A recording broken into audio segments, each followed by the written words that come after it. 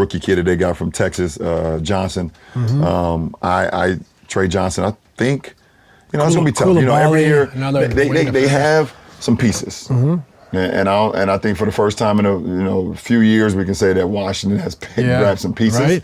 So it's going to be interesting to see what happens. It's going to be interesting to see what happens and how they come together with a training camp, maybe with off season. If guys get together, we'll see what happens with that.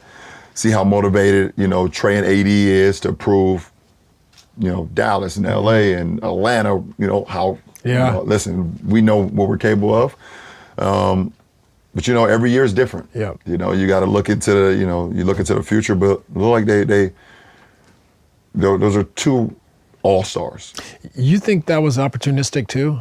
That they picked up Trey and AD, like they weren't like, hey, let's grab these two all-star types to go with our young crew. Or do you think it kind of fell in their laps and like thought about it and said, why not? Because the other part of this is that they're both extension eligible. Yeah. So there's a big caveat in this whole thing. So yeah, I think I would kind of lean more into it kind of fell in their lap.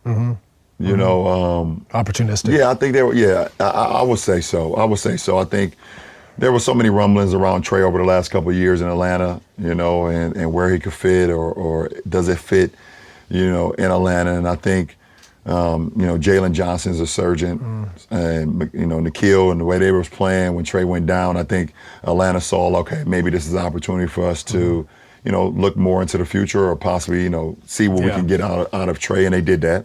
Bringing in CJ and Corey Kispert. And I think, with the whole AD thing, just from outside people talking, like, Dallas obviously got the first pick and the quick rise of Cooper Flagg and them kind of looking to their future as well, kind of made, them look for, something with AD as well. So I think the Wizards was, the perfect team to kind of just jump on that, and it was right timing, I would say. On paper, Washington's interesting because, like, if you look at, Trey's weakness would be defensive impact. But you have AD and you have Sar, as your 4 and 5, 5 and 4, however you want to slice it. Sar can stretch the floor. Yeah. AD obviously can roll and duck in and do all those things. They got some support, and they got some wing size and length and defenders too. So there's more support for him there, and you know how brilliant he can be offensively. So it is interesting to see if they keep that thing together. I think it's interesting to see it. I'm very interested to see how it comes.